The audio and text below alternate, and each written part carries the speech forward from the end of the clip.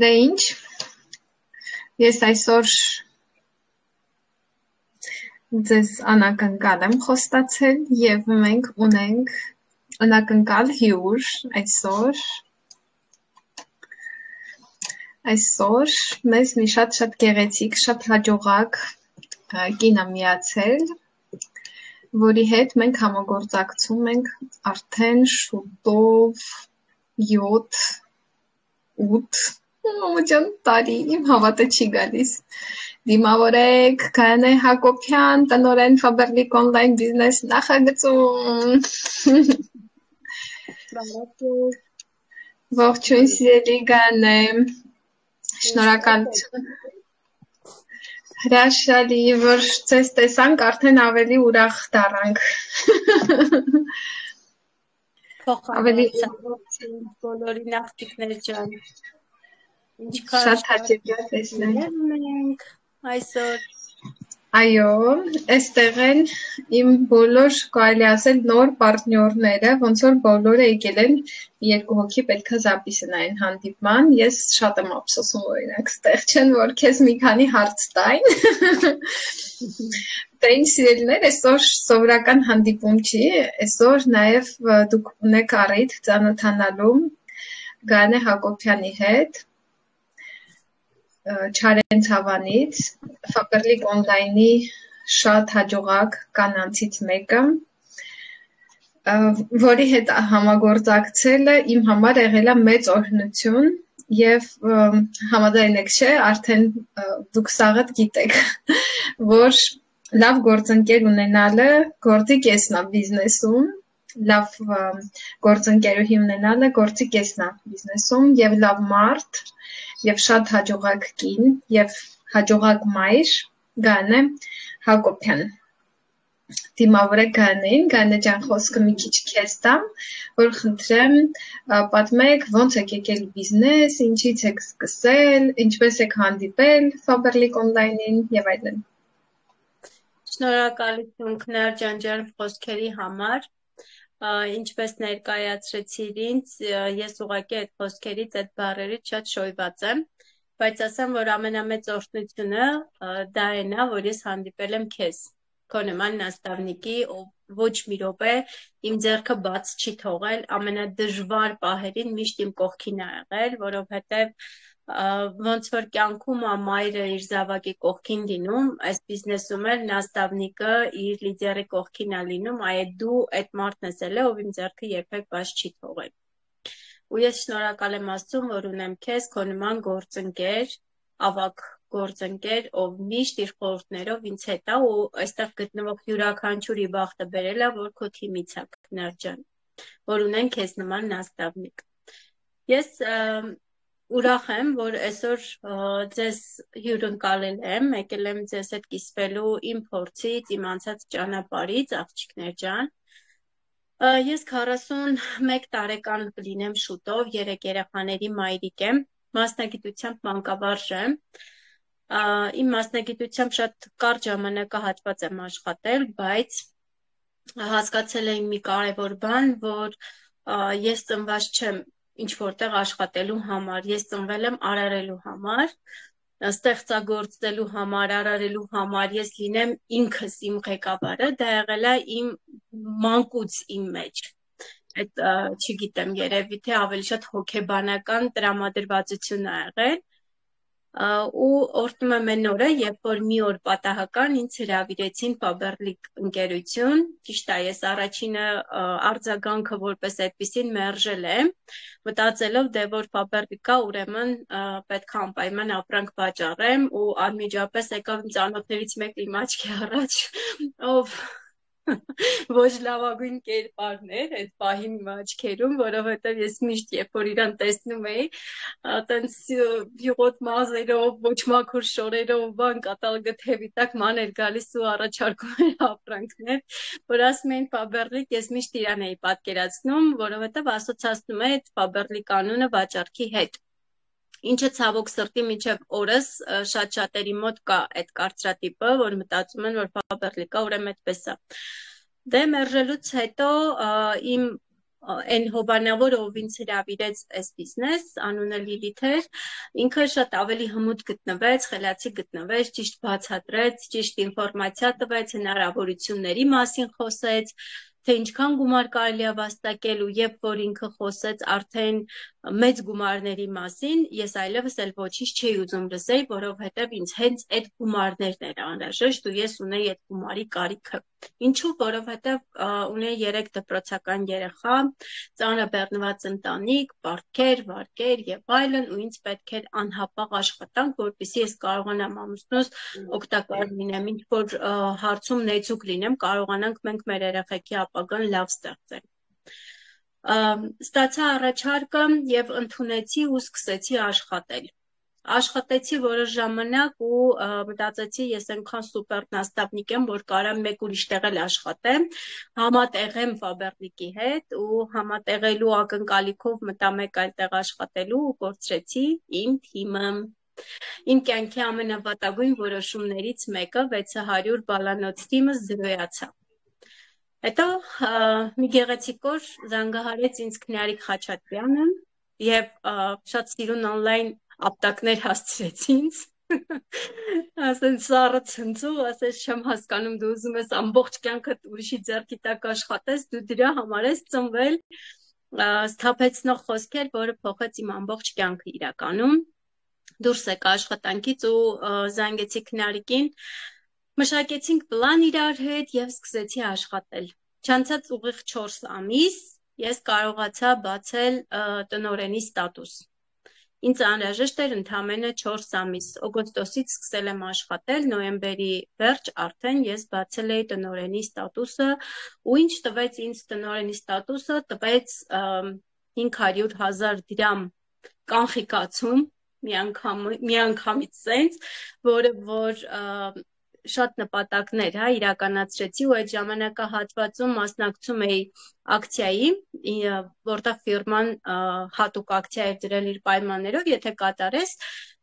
գրեթե 1 միլիոն դրամ դու ստանում ես 900,000 դրամ ստանում ես բոնուս։ Ու իդեպ ասեմ, ես այնքան վախկոտ էի, Քնարիկն է ինձ դրթել, որ աղջիկ ջան քնիցդ հելի դու պետք է այս ակցիան անես, դու ոնց ես այդ փողը բաց թողնում։ Էլի այդ ամեն ինչում իրան եմ շնորհակալ ու պարտական անկեղծ ասած, որովհետև եթե չլիներ Քնարիկը, ես այդքան բան չէի կարող անել, որովհետև հենց ինքն է հավատացել իմ ուժերին։ Վերջի վերջո երկար էր ճանապարհը, ինչ խոսք, բայց դժվար չէր այդքան, ինչքան որ պատկերացնում ենք մենք։ Անցանք այդ ճանապարհը, դարձանք դիրեկտոր, վաստակեցինք եկամուտներ ու այդ եկամուտները ծառայեց իրենց նպատակին։ Ինչ արդյունք ունեցա ես։ Առաջ թե ինձ համար մեր տան վարդակներից մեկը փոխելը երազանք էր, հա, շտեպցել ասեմ, որ ավելի ճիշտ լինի, փոխելը երազանք էր դարձել, որովհետև կիսախարխուլ վիճակ էր տունը, կահույքը հին, տունը մի խոսքով պատոհաններ, դռներ եւ այլն։ Ինձ համար իրոք դժվար էր այդ ամեն ինչը տեսնել ու ապրել այդ պայմաններում, մեծացնել երեխեքին, որոնք արդեն հասկանում էին կյանքի դժվարությունները ու ինչ որտեղ պատկերացրեք, որ աղջիկ երեխեք են 30 են տալու, ասում են մամ մեր տները լավը չի, ես ամանչում եմ, եթե ընկերուհի գա եւ այլն։ Ու հենց այդ խոսքերը ինձ համար ասեղի նման ինչ որ մի բան էր, որը ցցված էր իմ կոկորդում, որը պետքա շատ շտապ հանեի։ Ու դա ինձ դրա հնարավորությունը տալիս էր միայն ֆիրման, ու ես դա արեցի ու այդ գումարներով կարողացա վերանորոգել մեր բնակարանը, փոխել կահույքը։ Ժամանակի ընթացքում արդեն 6 տարի է ինչ պրոյեկտում եմ,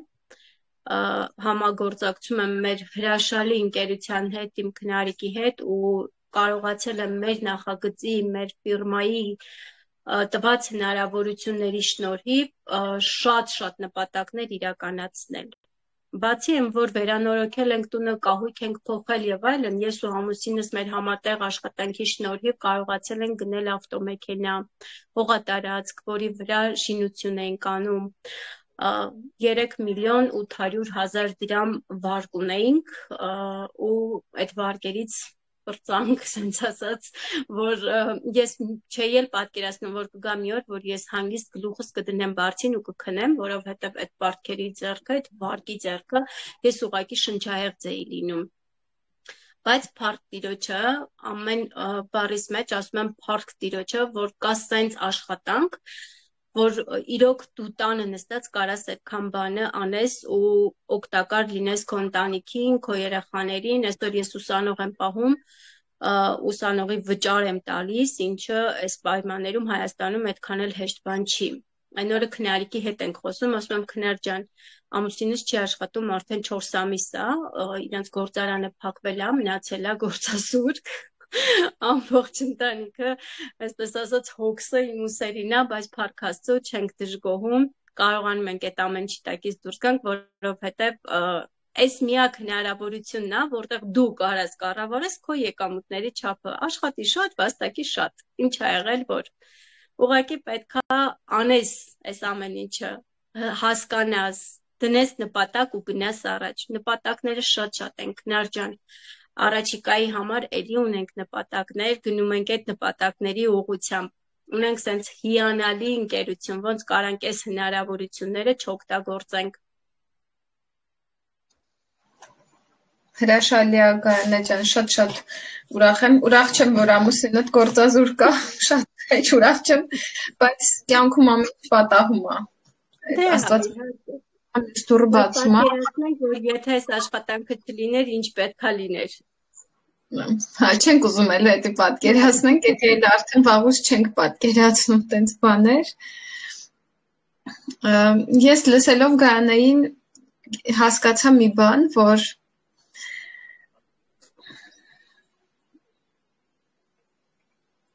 շատ շատերը եւ ես էլ շատ տարիներ առաջ մենք մոռացել էինք երազել։ Մենք մոռացել էինք այդ ինչա, որտեվ կյանքը այնքան դաժան է, հաճախ ինքը այնքան ռեալիստական է մեր հետ վարվում, որ ասենց ասեմ երազելու բան չկա։ Երեխեքը որ փոքր են, երազում են, ասում են, ես որ մեծանամ, սենց ավտո կունենամ, սենց մարդ կլինեմ, սենց մասնագետ կլինեմ, չգիտեմ, լավ կպարեմ, լավ կլողամ, լավ կարատե կանեմ, տղաները բան, օրինակ, աղջիկները եւ պատկերացնում են, հա, իրանք ինչ են։ Ես մի հատ սիրուն տան մեջ կապրեմ, թաքուհու նման բան, բայց ռեալությունը շատ հաճախ իրականությունը, դաժան իրականությունը բերում է նրան, որ մենք մոռանում ենք երազել։ Ու շատ տարիներ են անցնում առանց երազների, այնքան որ այդ երազները քնում են մշտնջենական քնով, բայց երբ որ ես լսեցի այս բիզնեսի մասին, երբ որ ես հասկացա, որ այստեղ կարելի է անսահմանափակ փող աշխատել, ես մի լավ բան տեղի ունեցավ իմ հետ։ Ես հասկացա, որ կարող եմ հիշել իմ երազանքները։ Ես կարող եմ հիշել իմ մանկական երազանքները։ Կարող եմ երազանքները դարձնել նպատակներ։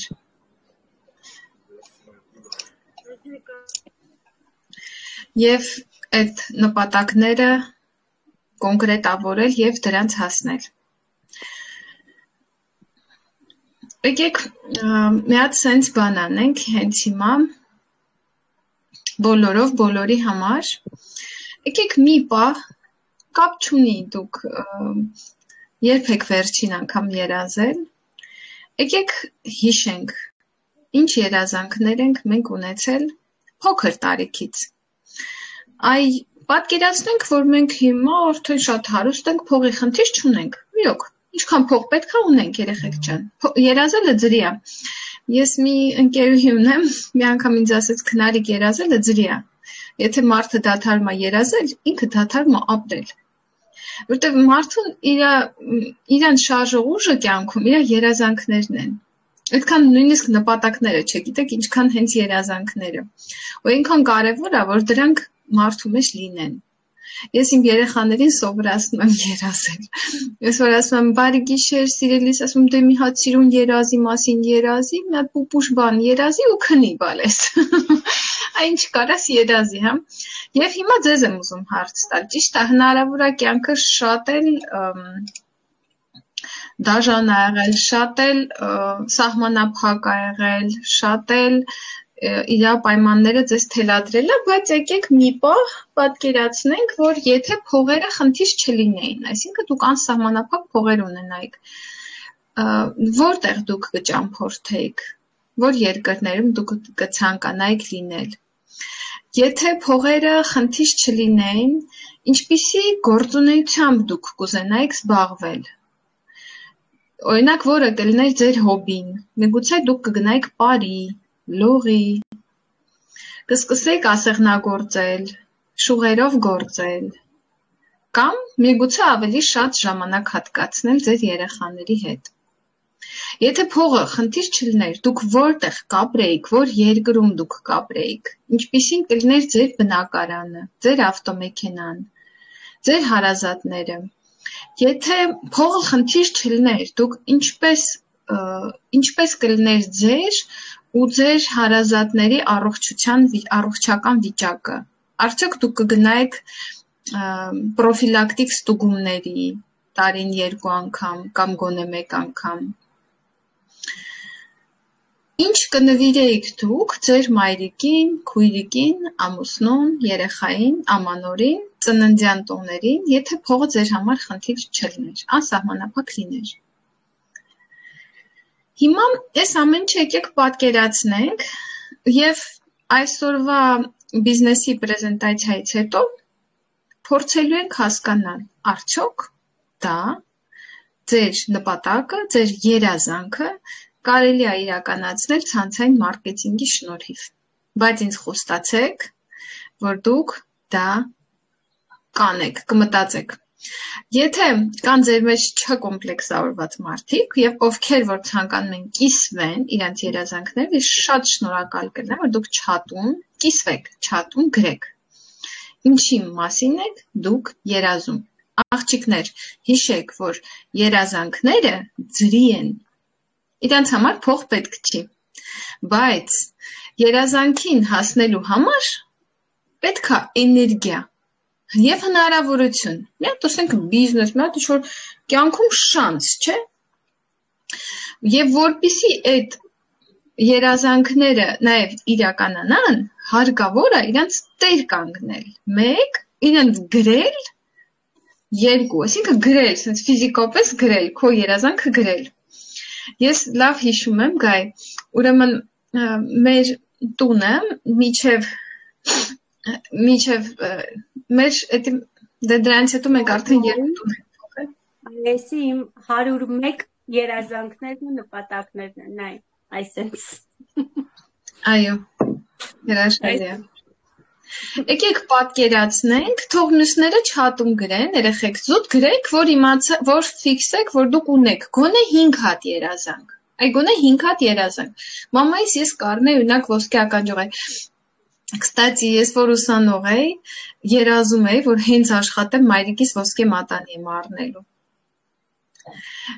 Լուրջ բան եմ ասում, այդ իմ ամենամեծ երազանքներից մեկն է եղել, որտեվ մամաս այն ծանր տարիներին եսախ ոսկեղենը ծախեց, հայրս ողջ չէր, մահացել էր այդ ծանր տարիներին, ու մամաս իր սաղ ոսկեղենը ծախեց, որ մեզ պահի հաց տա էլի կերակրի մեզ եւ այլն։ Ու ես որոշել էի, որ ես մեծանամ, աշխատեմ, մամայիս համար լիքը ոսկեղեն եմ առնելու։ Դա իրոք երազանք էր իմ համար, բայց ես դրա հետևից գնացի։ Այն օրը երեխաներիս եմ պատմել։ Մի քանի օր առաջ այստեղ գնացքները շտրայք էր, բաներ,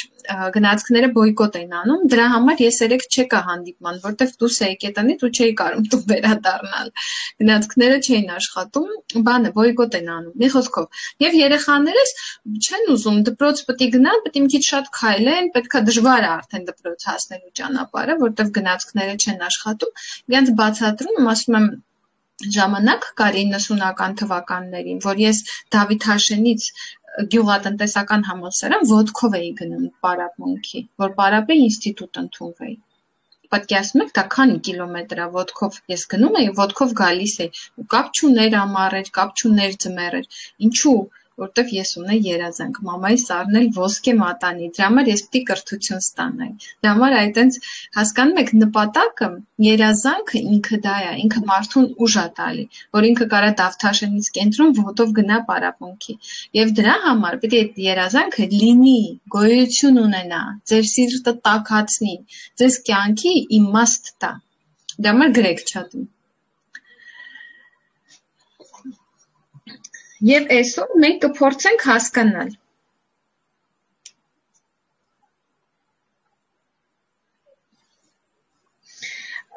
Արդյոք դա հնարավոր է անել մեր բիզնեսի շնորհիվ, ցանցային մարքեթինգի բիզնեսի շնորհիվ։ Ընդհանրապես Գայանե ջան, այս հարց ուզում եմ քեզ տամ։ Ընդհանրապես շատ շատերը մեր ֆիրմայի անունը լսելիս փախչում են։ Ես գիտեմ իմ փորձով արդեն 9 տարվա, որ դա ինֆորմացիայի պակասից է։ Ինչ կասես դու մեր ֆիրմայի մասին, ռեալությունը ինչպիսին է մեր ընկերությունը։ Ինչ կարծիք ես դու մեր ֆիրմայի մասին արդեն համագործակցելով 8 տարի։ Ֆիրմայի մասին, այո, Քնար ջան, շատերը ինֆորմացիայի պակասից են հրաժարվում, որովհետև չեն տիրապետում ինֆորմացիայի մեկ ու չեն էլ ուզում լսել նոր ինֆորմացիա։ Որ կան, չէ, այդպիսի մարդիկ, որոնց ականջները պլոմբած է, փակած է, իրանք պրոստը նորի հանդեպ սենց մի տեսակ պաշտպանողական ֆունկցիա ունեն, չեն կարող ընդունել նոր ինֆորմացիա։ Բայց երբ որ մարդը ունի իմաստություն, խելք, դատելու ունակություն, ինքը լսում է, ինչպես ես արեցի, լսեցի ֆիրմայի հնարավորությունները ու իմ աչքով տեսա, թե ֆիրման ինչպիսի ֆիրմա է, ամենաառաջին հերթին մեր ֆիրման օրինական ֆիրմա է, որտեղ եկամուտները սպիտակ եկամուտներ է, այսինքն լիգալնի բիզնես է, որը գրանցված է պետռեգիստրում, համարվում է հարկատու ֆիրմա, հարկատու ընկերություն, ամենակարևոր բանը, որովհետև այսօր շատ հաճախ բախվում ենք այնպիսի ֆիրմաների, որոնք սնկի նման աճում են, սնկի նման փակվում են, հա, սենց ասած, որովհետև օրինական չեն, օրինական բնույթ չեն կրում, չէ, դա կլինի պիրամիդա կամ մեկ այլ փոքրիկ ընկերություններ, ֆիրմաներ, բացվում ու փակվում են, որովհետև չկա այդ օրինականությունը ու փորձը, ամենակարևորը։ Ինչն եմ ամենից շատ գնահատում մեր ընկերության մեջ, դա իր տարիների փորձն է, ինչքան հնացած է, մտածում են մարդիկ, թե վայ, բաբերլիկը հին է, բայց խելացի մարդիկ հասկանում են, որ հին չի, ինքը անընդհատ զարգանում է, ուղղակի ինքը այնքան կայուն ընկերություն է, որ 26 տարի կա, ոչ թե գոյատևում է, այլ զարգանում է, ամեն տարի նոր պրոդուկտներ արտադրելով, այնքան է զարգանում, որ բոլորովին վերջերս, ընդամենը 1 ամիս առաջ, մեր ընկերությունը բացեց մի մեծ գործարան ևս Մոսկվա քաղաքում։ Մենք ունեինք 2 գործարան, 3-րդը բացվեց։ Պատկերացնում եք, ինչի մասին է սա խոսում, աղջիկներ ջան, որ ֆիրման այնքան հզոր է, ինքը անընդհատ զարգանում է, այնքան արտադրանքի սպրոս կա, պահանջարկ կա, որ ինքը արդեն 3-րդ գործարանն է բացում։ Ինչպիսի պրոդուկտ է ինքը առաջարկում, այնպիսի պրոդուկտ, որը եթե նայում ես համաշխարհային շուկայում ամենապահանջարկ ունեցող պրոդուկտը այսօր բադերն է, ոչ թե կոսմետիկան, այլ հենց բադերը, ու ֆիրման այդ ամեն ինչը նայում է, չէ, որ ինչի պահանջարկ ունի ժողովուրդը ու սկսում է հենց այդ տակտիկան մշակել, դրա վրա էլ աշխատել։ Դա այնքան կարևոր նյուանս է, որ շատ ֆիրմաներ օրինակ չեն պատկերացնում, որ դա կարելի է անել։ Իսկ մեր ընկերությունը պրոֆեսիոնալների հետ է աշխատում, ունի մեծ պրոֆեսիոնալ կոմանդ աշխատակիցների, որոնք այդ ամեն ինչով զբաղվում են, ու դա շատ ողջունելի է ու հեշտացնում է մեր սիծիվիկների աշխատանքը։ Ինչու, որովհետև մենք գործ ունենք մարդկանց հետ, մարդիկ էլ ունեն իրենց պահանջները, ու երբ որ ես պրեզենտացիա եմ անում, Ջան, պատմում եմ մեր ֆիրմայի մասին, ասում եմ դուք պատկերացնում եք, մեր ֆիրմայում կա մազի հարթուկից սկսած մինչև նասկի վերջացրած, այդքան պրոդուկտ կա, այսինքն դու ինչ ուզես, ինչ մտքովդ անցնի, մեր օնլայն խանութում կա։ Դա նշանակում է, որ դու այստեղ շատ ավելի հեշտ կարաս բիզնես անես, քան մեկ այլ ընկերության հետ, որտեղ չկա այդքան տեսականի։ ու բացի այս ամեն ինչն է մեր ֆիրմայի մեջ դուր եկել, Քնար ջան, այդ այնա, որ մեր պրոդուկտը չի փորձարկվում կենդանիների վրա։ Դա մի տեսակ այնց ապահովագրություն է, ասենց ասեմ, որովհետև շատ ֆիրմաներ, ինչ որ արտադրում են, առաջինը փորձարկում են կենդանիների վրա, որովհետև մեծ մտավախություններ ունեն։ Իսկ մեր ֆիրման ոչ մի պրոդուկտ արտադրելուց հետո չի փորձարկում ոչ մի կենդանու վրա, սիրելիներս։ Այսինքն դուք շատ հանգիստ կարաք օգտագործեք ընկերության պրոդուկտը։ Այդ մարդիկ, ովքեր որ մերժում են, իրանք ուղղակի չեն էլ պատկերացնում ինչն են մերժում։ Իրանք կարան ուղղակի շամպույնը մերժեն, այն մյուսը մերժեն, բայց հնարավորությունը սկսած հենց մարքեթինգ պլանից, դա պետք է ուղղակի լսել, տեսնել, ուսումնասիրել, նոր հետո հասկանան ինչն են մերժում։ Ես երբեք չէի պատկերացնի, որ Faberlic ընկերությունը ունի նման մարքեթինգ պլան, նման բոնուսային համակարգեր, որովհետև եթե մի հատ sense նայում ես, ասում ես ինչի համար է օրինակ տալիս ընկերությունը որակավորման բոնուսը։ Աշխատավարձ տալիս է, հերիք է, բա բոնուսը, բայց արի ուտես ինչ թվեր է տալիս որպես բոնուսներ։ Ու դա այնքան ողջունելի է, դու քեզ շատ գնահատված ես զգում, քո աշխատանքը ֆիրման գնահատում է, ինչը որ շատ այլ ֆիրմաներում չկա։ Ամենակարևոր բանը, մարդը եկավ, առաջին ունենում է իր պաշտոնական կայքը, ֆիրմայի պաշտոնական կայքում իր օնլայն խանութ իրանն ազգանունով, որը անվճար է տրվում, ունենում է բազմապիսի ու որակյալ պրոդուկտ, ունենում է գրանցումից հետո անմիջապես տնտեսում 20% զեղչ, շատ գնումների դեպքում 26% զեղչ, ունենում է սպառավաճառքներ, ոնց որ մարդու ձեռքից բռնեն, ասեն արի գնանք մեր պահեստից խանութ գնաս, քեզ տանեն պահեստ, ասեն արի ապրանք վերցրու ինքնարժեքով, որտեղ կա այդպիսի հնարավորություն, հաստատ ոչ միտեղ չկա։ Տեսականին ինչով է ինձ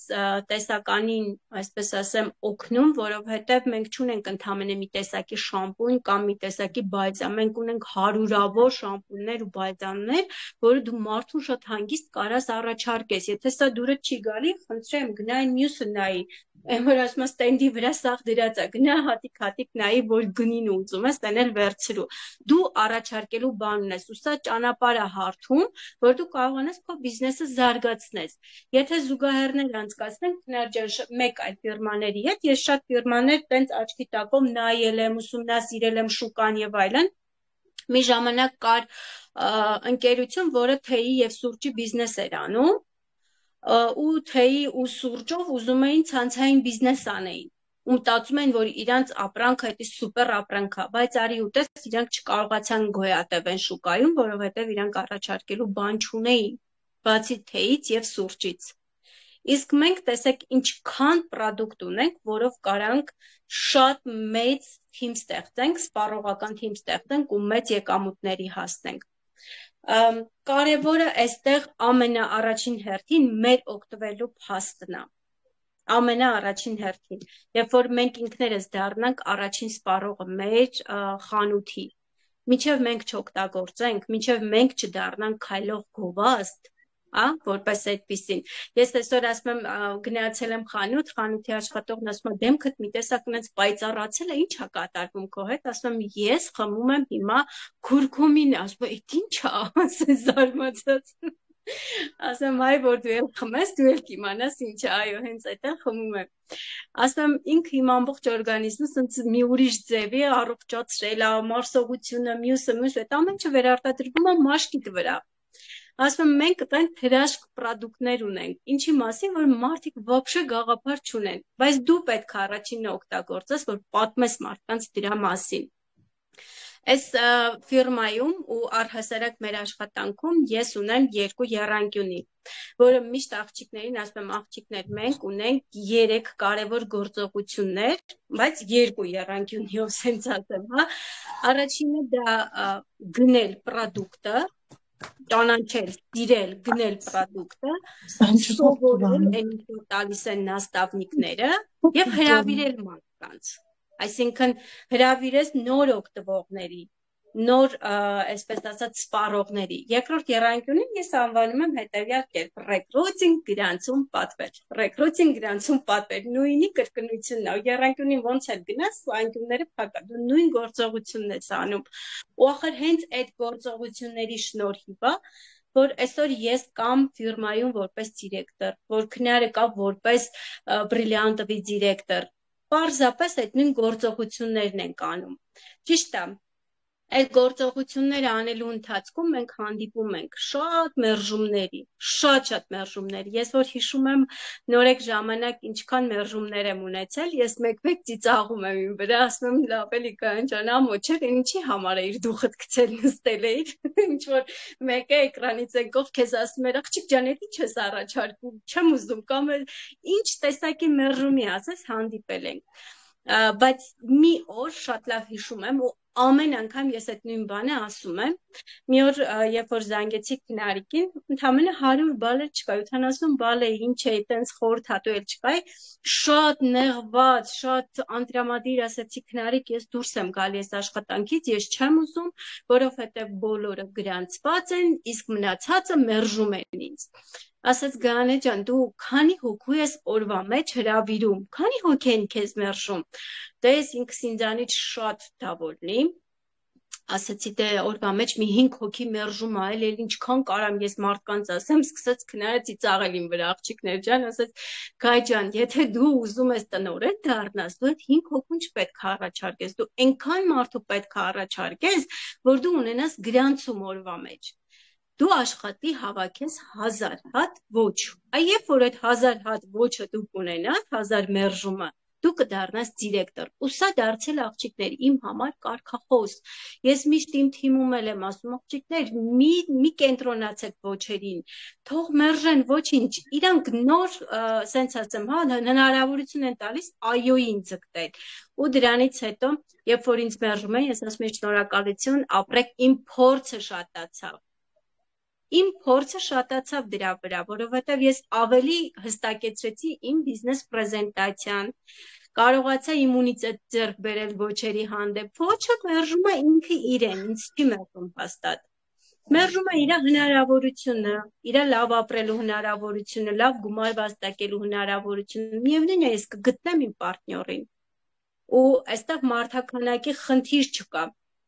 Այ ֆիրմայի, որ ասում ենք, որքանով ֆիրմայի հնարավորությունները նշենք, Քնար ջան, ամենակարևոր բանը է նա, որ այդ շուկան անվերջ է։ Ինչի, որովհետև մենք հո հայերի հետ չենք աշխատում միայն։ Մենք ունենք, տեսեք, քանի պետություն, 11-13 պետություն մեր աչքի առաջ կա, որոնց հետ կարող ենք աշխատել։ Որոնց հետ կարողանում ենք աշխատել, դա Ռուսաստան, Վրաստան, Կազախստան, Տաջիկստան, փառք Աստծո, որ շատ շուտով պատերազմը ավարտվում է Ռուսաստանի ու շատ հնարավոր է սանկցիաները հանեն, Եվրոպա բացվի, չէ՞, ապրիլի 1-ից всё, փակվում այլևս չկա ոչ մի պատերազմ։ Ու դա եւս հեռանկար է, որ մենք կարանք վերադառնանք եվրոպական շուկա։ Դա խոսում է նրա մասին, որ մենք այնքան ծաղկելու տեղ ունենք, այնքան աճելու։ Ու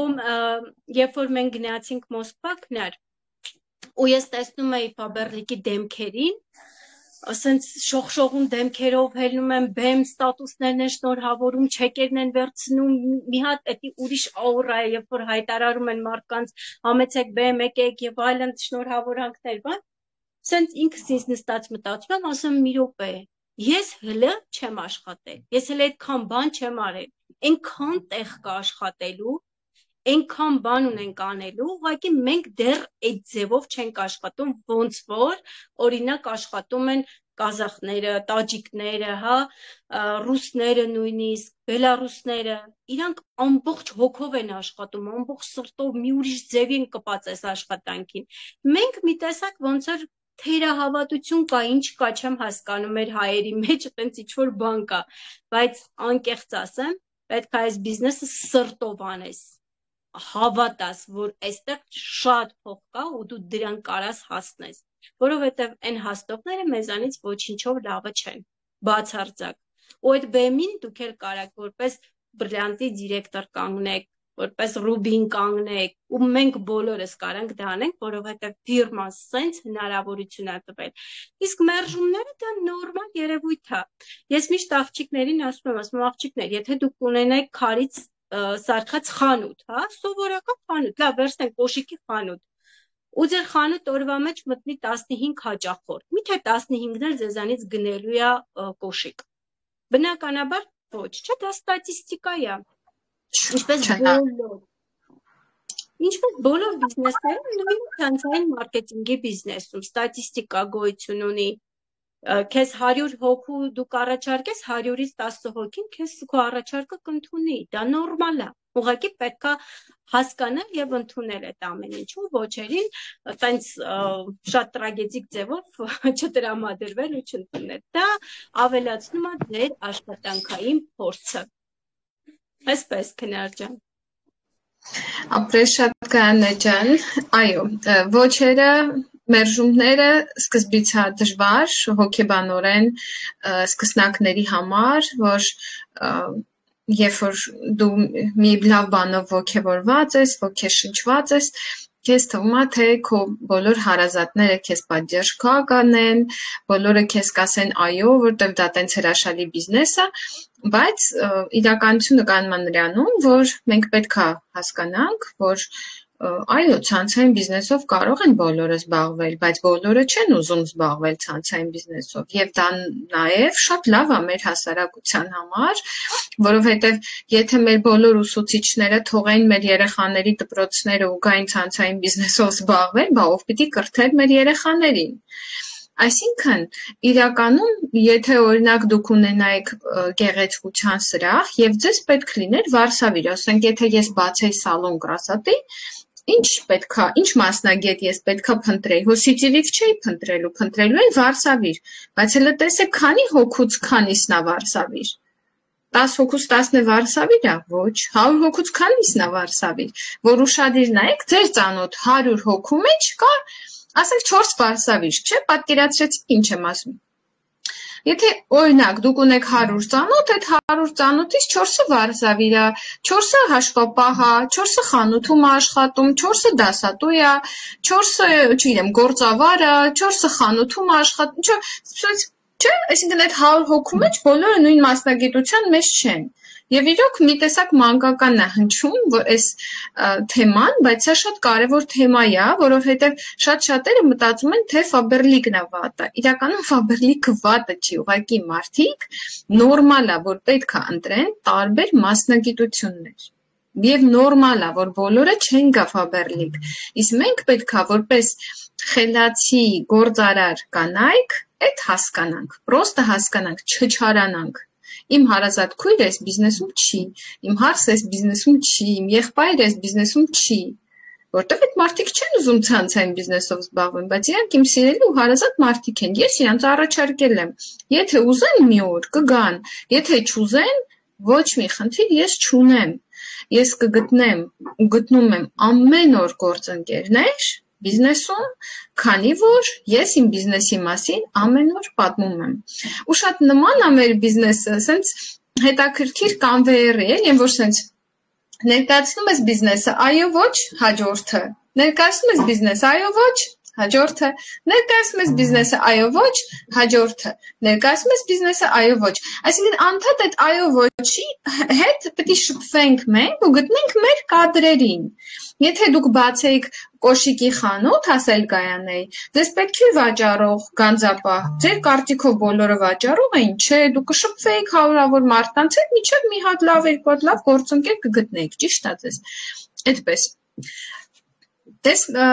մի քիչ sense մեր ֆիրմայի եւ իր հնարավորությունների մասին եկեք հիմա պատկերացնենք ու փորձենք հասկանալ ինչպես է զարգանում ցանցային մարքեթինգի բիզնեսը։ Փորձելու եմ ես այսօր ձեզ պատկերավոր նկարել դա հիմա գրատախտակի վրա, որ դուք sense լավ պատկերացնեք, այ ոնց է զարգանում ցանցային մարքեթինգի բիզնեսը։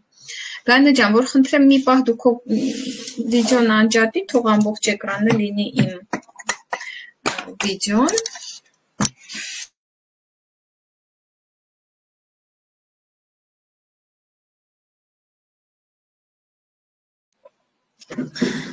Так, ես լավ երևում եմ, չէ, աղջիկներ չեն։ Լավ երևում եմ։ Կիսատ։ Մի քիչ, բայց գրատախտակը լավ է երևում։ Կարևորը գրատախտակն է, ես չեմ ուզում երևա հիմա։ Երևում է։ Հա, շատ լավ։ Կարևորը գրատախտակն է, թող գրատախտակը երևա։ Ուրեմն տեսեք, ինչպես է զարգանում ցանցային մարքեթինգի բիզնեսը եւ ինչա պետք անել, որ այդ բիզնեսը զարգանա։ Արդեն ասեցինք, մեր բիզնեսի մասին պատմում ենք մարդկանց եւ մարդիկ գտնում ենք մարդկանց, ովքեր նույնպես պատրաստ են մեր նման օրեկան մի քանի ժամ աշխատել իրենց երազանքի իրականացման համար։ Սա մենք ենք, օրինակ, սա դուք եք, եւ դուք փնտրում եք 5, ես ասում եմ 5, ես սիրում եմ 5 թվի հետ օրինակ միշտ բերել, չգիտեմ ինչի է թիվն այն մոտ ֆիքսվել, չնայած կարող եմ ասել 10, բայց ես ուզում եմ ձեզ ցույց տալ, որ շատ-շատերը մտածում են, որ մեզ պետք է շատ բիզնես պարտներներ բիզնեսում, բայց իրականում ես ձեզ ցույց կտամ, որ դուք կարող եք վաստակել ձեր առաջին 1 միլիոնը, նույնիսկ ունենալով ընդամենը 5 գործընկեր բիզնեսում, մարդիկ, ովքեր ձեր նման պատրաստ են իրենց մի քանի ժամը տրամադրել իրենց երազանքի իրականացման համար։ Եվ ահա ձեր 5 գործընկերուհիները կամ գործընկերները Եվ ամեն մեկը թիմային, ամեն մեկը թիմից կազմակերպում է 50 միավորի ապրանքային շրջանառություն։ 50 միավորի, այսպես հաշվարկ անենք, որ ինչ-որ մի հատ հաշվարկի կարողանանք գանք։ Որ շատ գանգուր անեմ թվերը, հետո պետքա շատ կալկուլյացիաներ անեմ, որպեսզի հեշտ լինի հաշվարկը։ Պատկերացնենք, դուք եւ ձեր թիմի ամեն մի անդամ ապահովում է 50 միավորի ապրանքային շրջանառություն։ Արդեն խոսեցինք այս ապրանքային շրջանառության մասին, դուք կարող եք, օրինակ եմ ասում, նույնիսկ ես ունեմ վիդեո նկարած իմ YouTube-ի ալիքում, ոնց կարող եք նույնիսկ ձեր հեռվում գտնվող հարազատների հետ անել ձեր միասնական պատվերները եւ անել մոտավոր 50 միավորի շրջանառություն, ինչու որտեվ 50 միավորի շրջանառությունը բիզնեսում շատ կարեւոր է։ Դրա մասին մենք հետագա ուսուցումների ժամանակ էլի շատ կխոսենք, այսօր շատ չեմ կենտրոնանա դրա վրա, բայց ցանկալի է, որ դուք կարողանաք բիզնեսի սկզբում, եթե մի անգամից չկարողանաք ոչինչ հենց առաջին կատալոգում, բայց կարողանաք ընտանիքի թեկուզ, ասենք մայրիկի կամ քրոջ հետ, եթե դուք ձեր ուժերը ֆինանսական չի պատի, ձեր համար անեք 50 միավորի պատվեր, կկարողանեք համատեղ գնումների շնորհիվ անել 50 միավորի պատվեր։ Դա մոտավոր 30-ից 35,000 դրամ շրջանառության մասին է խոսքը գնում։ Դա այնքան էլ մեծ թիվ չի հաշվի առնելով մեր ապրանքատեսականին, մենք 6 հոգի ենք, ես ճիշտ ասած այս թվի մեջ չեմ տեղավորվում, ամեն դեպքում դուք կարող եք կիսել, օրինակ կեսը ձեր քույրիկի հետ անել կամ կեսը ձեր մայրիկի հետ անել, ես կարծում եմ, որ լավ բացատրելու ապրանքատեսականին ճիշտ ներկայացնելու դեպքում ձեր հարազատները ձեզ պատժկա կանեն ու դուք 50 բալը կլրացնեք։ Ես իմ սկզբից որ նոր եկա բիզնես, ամբողջը իմ համար չէի անում, ընկերուհուս հետ էի անում, կեսը ես էի անում, կեսը ինքը եւ 50 միավորը լրանում էր։ Հիմա այսպես հաշվենք ամեն մեկը իրականացնում է 50 միավորի ապրանքային շրջանառություն բիզնեսում։ Եվ դուք հրավիրել եք 5 գործընկեր բիզնես ու գտել եք 5 հոգի, ովքեր ցանկանում են իրենց երազանքի համար աշխատել օրեկան մի քանի ժամ կամ դեռ չէ, ինչպես որ իրանք ուզում են։ Եվ սովորացրել եք իրանց ու ներկայացրել եք այս բիզնես նախագիծը։ Ինչպիսի գումար դուք կվաստակեք, ենթադրենք սրա վրա դուք ծախսել եք 1 ամիս։ Այսպես եկեք հաշվենք, չնայած ամեն մարդու տեմպը իր համար է, մեկը կարող է մի ամսում, մեկը կարող է 2 ամսում, սա կախված է թե դուք ինքներդ ինչքան ժամանակ կտրամադրեք ձեր բիզնեսին։ Բայց ես հիմա սա հաշվարկները անելու եմ ամսով։ Նույնիսկ դուք գիտեք, որ մեր մոտ վճարումները կատալոգային պերիոդով է լինում 21 օրը մեկ, բայց որպեսզի հիմա ես չասեմ կատալոգ եւ ձեր համար շատ չբարդացնեմ պատմությունները, ես կասեմ ամիս, որ ձեր համար ավելի հեշտ լինի ընկալելը։ ինչքան հնարավոր է մեր գործնական տերմինոլոգիայից հեռու, փորձեմ լինել։ Եվ այսպես դուք աշխատեցիք 1 ամիս եւ առաջին ամսում դուք ունեք 6 հոգի, դուք էլ հետը 6 հոգի մարդ, այսինքն 300 միավոր թիմային շրջանառություն։ Եվ այստեղ դուք կվաստակեք 6% ընկերության կողմից, որը կկազմի, կարող է լավ չեմ հաշվել, բայց 8000 դրամ։ Այսպես, եւ այսպես, ձեր եկամուտը առաջին ամսում, եթե դուք 1 ամսում կհասցնեք սա անել, կկազմի 8000 դրամ։ Հիմա ձեզ այն շատ-շատերը կասեն, այս ինչա դուք հրավիրել եք մեզ բիզնես միլիոններ աշխատելու, բայց այս ինչ 8000 դրամ մասին է խոսքը գնում։ Ընկերներ, եկեք սենց պատկերացնենք։ Դուք ցանկացած մասնագիտություն սովորելու համար գնացել եք ինստիտուտ կամ պետք է գնաք ինստիտուտ, որտեղ դուք կծախսեք ձեր 4-5 տարի մասնագիտություն սովորելու համար։ Ցանցային բիզնեսում դուք սովորում եք մասնագիտություն եւ դուք չեք սպասելու 4 տարի, որ այս 8000-ը վաստակեք, բայց դուք պետք է գիտակցեք, որ ցանկացած մասնագիտություն եւ ցանկացած աշխատանք սա բիզնես լինելուց բացի նաեւ աշխատանք է, չէ՞, որը մենք անում ենք, որը պետք է սովորել եւ պրակտիկա անել։ Եվ եթե դուք կարողանաք նույնիսկ 1 ամսում 8000 դրամ վաստակել, կարծում եմ շատ լավ արդյունք կհամարվի, որովհետեւ բիզնեսում շատ դժվար փուլ է, հենց այս առաջի փուլը։ Ամենամեծ դժվարությունը բիզնեսում ստեղ է, որովհետև այս հատվածում մարդիկ շատ-շատերը չեն դիմանում դժվարություններին, այն որ իրանց հարազատները կարան իրենց մերժեն կամ իրանք ինտերնետում աշխատել կարող են մերժում ստանալ եւ կարող են այս ամենը թողել ու գնալ։ Եվ այսպիսի դեպքերի հետ ես շփվում եմ ցավոք, բայց ամեն մարդ ունի իր ընտրությունը։ Եվ սա ամենադժվար փուլն է, ինչպես որ ռակետը թռնում է կոսմոս, ինքը միջև տեղից կփոկվի, ծախսում է իր վառելիքի 80%-ը։ Այնպես էլ դուք իմացեք, որ այստեղ դուք ծախսելու եք ձեր ջանքերի ամենամեծ տոկոսը բիզնեսում։ Ամենադժվար փուլը բիզնեսում լինելու է հենց այս 8000 դրամը վաստակելը։ Եթե դուք սա հաղթահարեցիք, այսքանը հասկացաք, սա դարձնել 80000 շատ հեշտ է։ Հիմա ձեզ ցույց կտամ ինչպես։ Եթե դուք կարողացաք այս ամեն ինչը ստեղծել, ձեզ հարկավոր է այդ նույն բանը սովորացնել ձեր գործընկերներին արդեն։ Այսինքն սովորացնել ձեր 5 գործընկերներին այս բիզնեսը, ինչպես որ դուք սովորեցիք պատվեր անել, հրավիրել 5 գործընկեր եւ սովորացնելով ձեր գործընկերներին, իրենք էլ հրավիրում են 5 հոգի բիզնես Եվ իրենց գործընկերները 25 հոգի նույնպես անում է 50 միավոր ապրանքային շրջանառություն։ Եվ սա համարենք ձեր աշխատանքի երկրորդ ամիսը։ Ինչ տեղի կունենա երկրորդ ամսում։ Տեղի կունենա 25 հոգի, 5 հոգի պլյուս դուք։ Այսինքն 31 հոգի բիզնեսում է։ Եվ իրար հետ կատարվում է ստեղ 1550 միավորի ապրանքային շրջանառություն։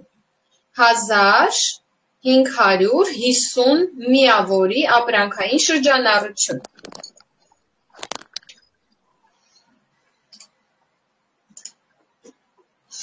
Որի համար դուք կստանաք վարձատրություն 15%-ի չափով կկոչվեք փոխտնօրեն բիզնեսում եւ կստանաք 15% վարձատրություն մոտավոր ֆիրմայից։ Այստեղ կստացի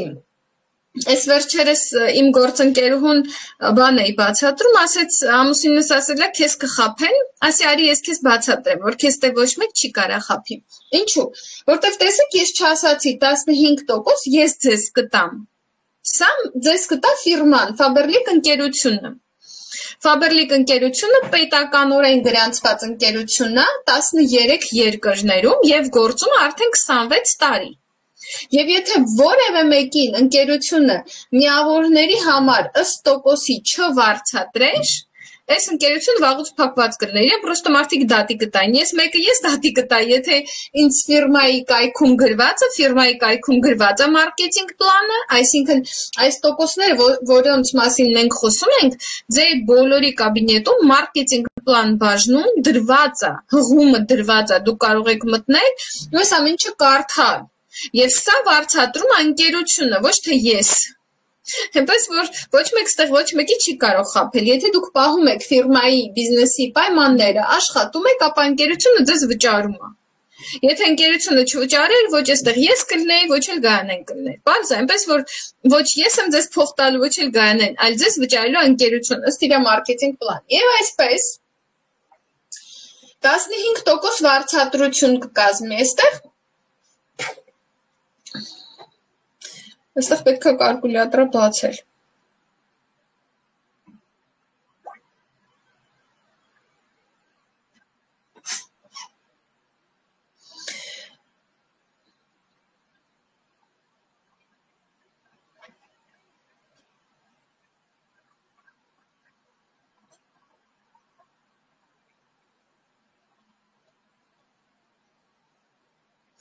Այստեղ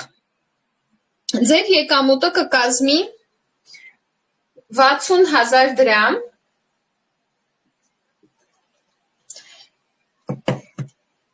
եւ ձեր գործընկերների եկամուտը, այս մարդկանց եկամուտը կկազմի 8,000 դրամ, որտեղ իրանք արդեն ունեն 300 միավոր շրջանառություն։ Եվ դուք որպես հովանավոր, այս մարդկանց բիզնեսի հովանավոր, դուք այստեղ կվարձատրվեք 9%, այսինքն ձեր բոլոր գործընկերների բիզնեսից ֆիրման ձեզ կվարձատրի 9%։ Այսինքն տեսեք ինչ եղավ, ֆիրման ձեզ վճարեց ոչ միայն ձեր հրավիրած մարդու միավորներից, այլ ընկերությունը ձեզ կվճարի նաև իրանց հրավիրած մարդկանցից տոկոս։ Այստեղ դուք շատ լավ կլինի, որ նկատեք, որ բիզնեսը զարգանում է ոչ միայն լայնության վրա, երբ դուք ու անվանտակ մարդկանց ես գրանցում, այլ նաև զարգանում է խորության վրա, երբ որ քո հրավիրած մարդիկ են գրանցում նոր մարդկանց։ Ուստի դրա համար էլ հովանավորի աշխատանքը շատ կարևոր է։ Եվ ուստի դրա համար էլ ես իմ թիմի ուսուցմամբ եւ աջակցությամբ զբաղվում եմ համարյա թե 24 ժամ։ Ես ազատ գրաֆիկով եմ աշխատում եւ դուք տեն մեկ օրս գիշերվա 12-ին էլ եմ ձեր հարցերին պատասխանում, որովհետեւ իմ գործ ազատ գրաֆիկով է եւ այս ամենը մեր բոլորի բիզնեսն է։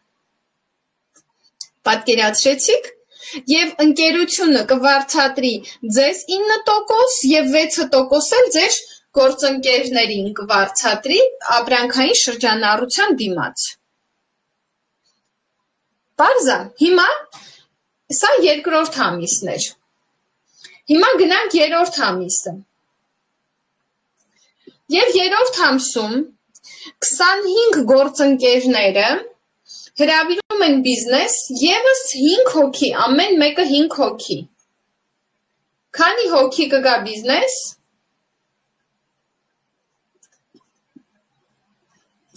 125 հոգի։ Եվ այսպես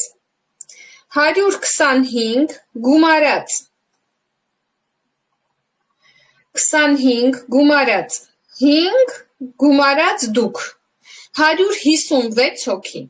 անգամ ամեն մեկը 50 միավոր շրջանառություն,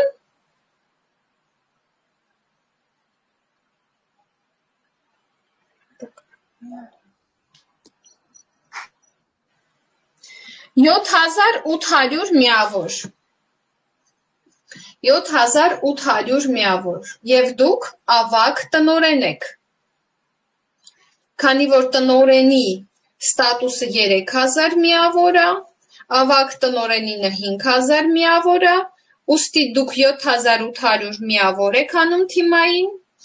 որը ֆիրման վարձատրում է։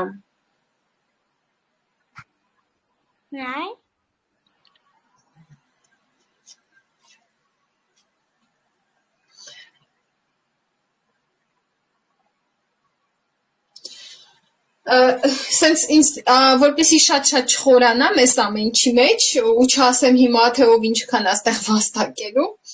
այսպես ասենք, ընդհանուր այստեղ թիմային ֆիրման ձեզ կվճարի 746.300 դրամ։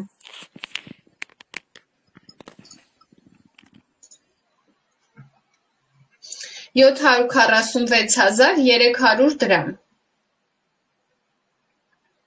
Եվ ձեր գործընկերները IS մարդիկ, ովքեր ունեն արդեն, իրանք են փոխտնօրեն, իրենք են 60,000 դրամ։ Եվ իրենց պարտնյորները նույնպես, այսինքն բազմամակարդակ ձևի ընկերությունը վճարում է։ Պլյուս 3000 միավորի դեպքում դուք ունեք արդեն տնօրինության բոնուս, որը կազմա 495,000 դրամ։ Դուք ունեք ավագ տնօրենի բոնուս, որը կազմա 250,000 դրամ։ Գումարվում է ձեր տոկոսին։ Դուք ունեք տարեկան 2 անգամ ստաբիլության բոնուս, որը կազմում է 180,000 դրամ։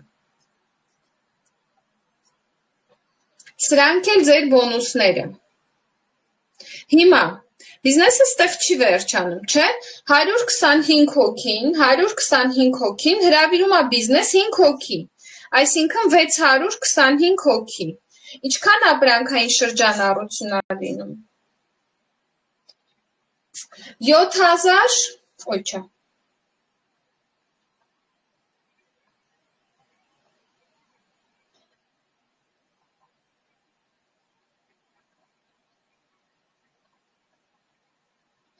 Երեսուն ինը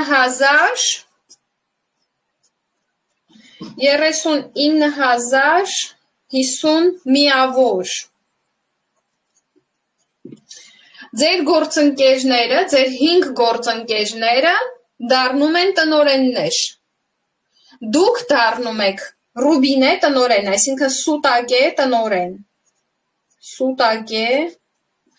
տնօրեն։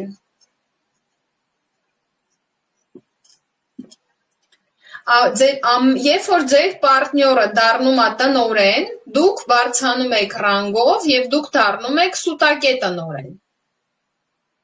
Ինչքան է կազմում թիմային եկամուտը։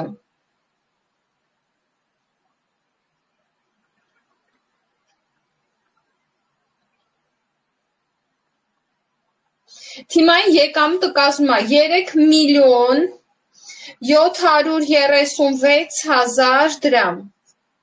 Իհարկե, եսի մաքուր ձեզ չի տրվում, որովհետև այստեղից փոխանցվում է ձեր տնօրեններին էլ եկամուտ, չէ՞։ Ու այսպես մոտավոր։ Հիմա ես ուզում եմ այս ամեն ինչը ձեզ ցույց տվեցի, ինչպես է զարգանում բիզնեսը, որ դուք պատկերացնեք, որ դուք հասկանաք, թե ինչի կարելի է հասնել, տրամադրելով օրեկան մի քանի ժամ ցանցային մարքեթինգի բիզնեսին։ Ինչն է այստեղ կարևոր, որ դուք հասկանաք, դուք այս բիզնեսը անում եք ազատ ժամային գրաֆիկով։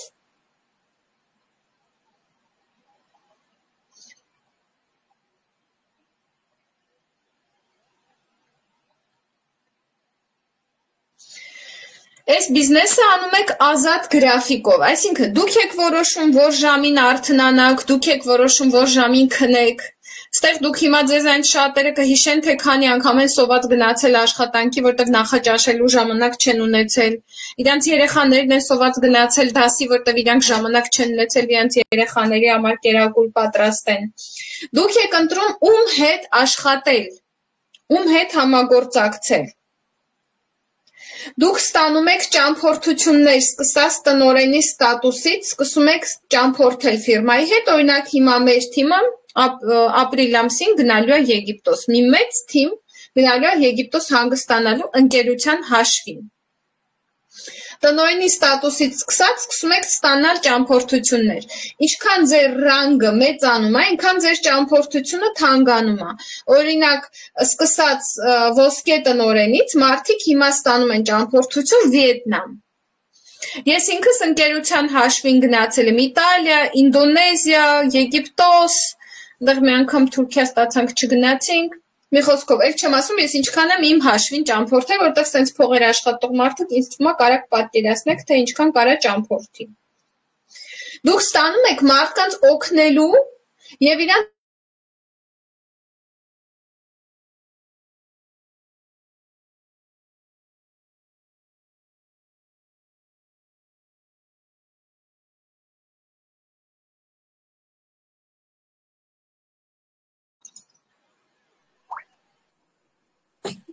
ինտերնետից գնաց։ Հա, Գայ ջան, լավ է հիմա։ Հա, հիմա լավ է։ Հա, մի պահ չէի տեսել համակարգիչից Լարա անջատվել է այստեղից։ Так, միջև որտեղ եք լսել։ Ճամփորդությունը։ Այո, ասեցի, որ տնօրենի ստատուսից սկսած սկսում եք ստանալ ճամփորդություն, տնօրենները սկսում են ստանալ Եգիպտոս, օրինակ հիմա ճամփորդություն, իսկ ոսկե տնօրենից բարձր Վիետնամ եւ ավելի թանկ ճամփորդություններ։ Այսինքն, ինչքան ձեր ռանգը բարձր է, դուք այնքան թանկարժեք ճամփորդություն եք ստանում նվեր ընկերության կողմից։ Դուք ստանում եք մարդկանց օգնելու հնարավորություն, այսինքն ոչ միայն դուք եք լավ վաստակում, ոչ միայն դուք եք ձեզ ապահովում ձեր աշխատանքով, ձեր բիզնեսով, այլ օգնում եք մարդկանց գտնել իրենց սրտի աշխատանքը։ Դուք շատերը փնտրել եք աշխատանք ու գնացել եք ու ձեզ ինչ-որ մեկը ընդունել է աշխատանքի, որը ձեր համար համարյա թե Աստված է եղել։ Այդ դուք դառնալու եք այդ աստվածները, որոնք մարդկանց օգնելու են գտնել աշխատանք։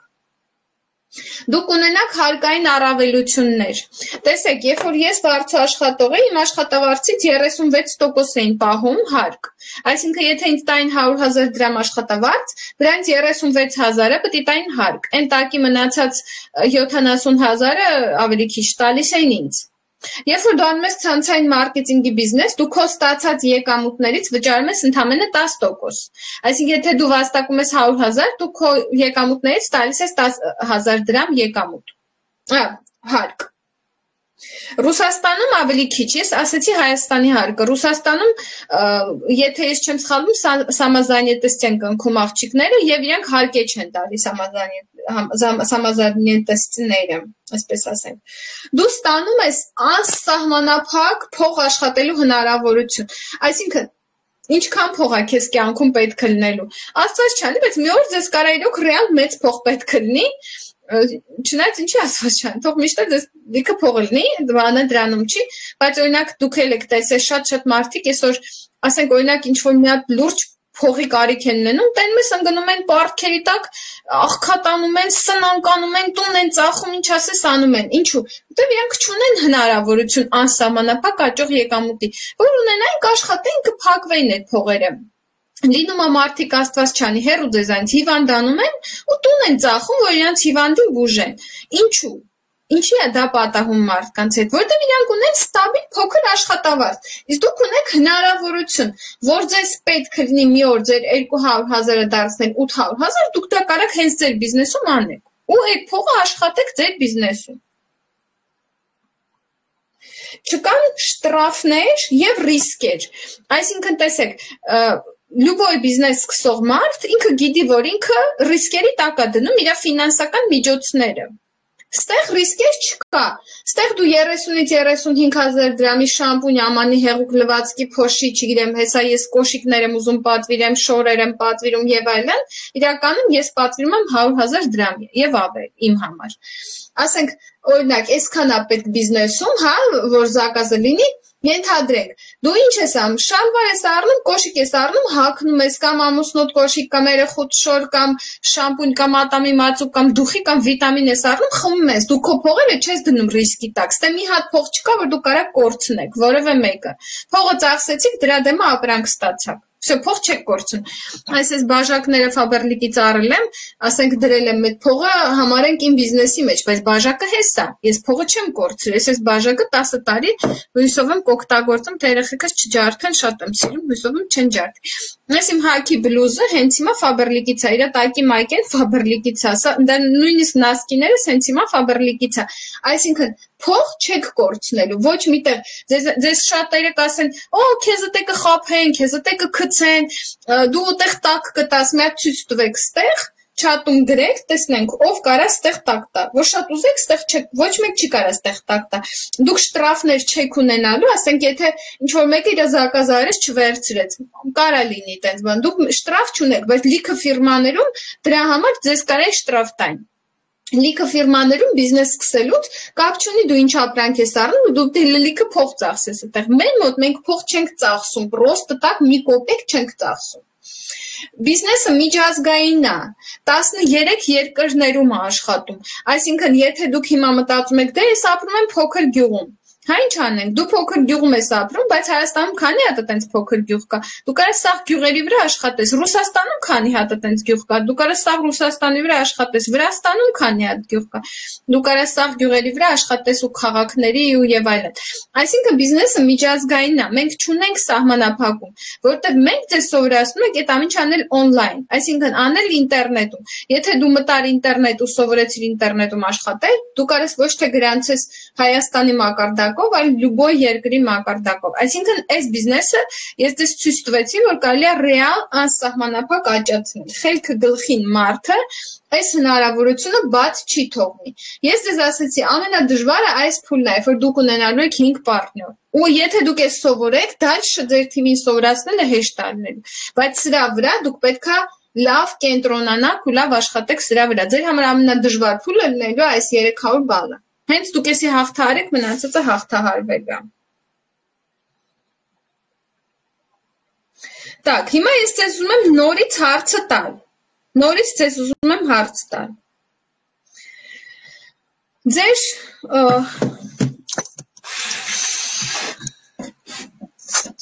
Ձեզ այն շատերը գրել էին չաթում, շնորհակալություն, որ կիսվեցիք, չամաչեցիք եւ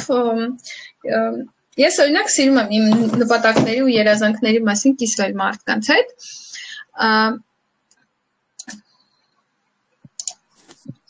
Ձեզ այն շատերը գրել են, հա, որ իրանք ուզում են տունը կահավորել, ընտանիքին ապահովել ամեն ինչով, բացել երեխաների զարգացման կենտրոն, խանութ սրահ ունենալ, так, անձնական ավտոմեքենա ունենալ։ Կստати, մեր Աննա Դալաքյանը մի քանի օր առաջ առավ իրենց երկրորդ ավտոմեքենան։ Մեկը սկզբում իր ամուսնու համար էր առավ, որ իր ամուսինը բիզնեսի տակ օգտագործեր։ Մի հատ էլ առավ, ոնց հասկացա, իր համար էս վերջինը։ Գայանենքել են առել, մենք ես չեմ հիշում ենք քանի ավտոմեքենա եք արդեն առել եւ այլն։ Այսինքն այս բիզնեսով դուք կարաք իրականացնեք ձեր երազանքները։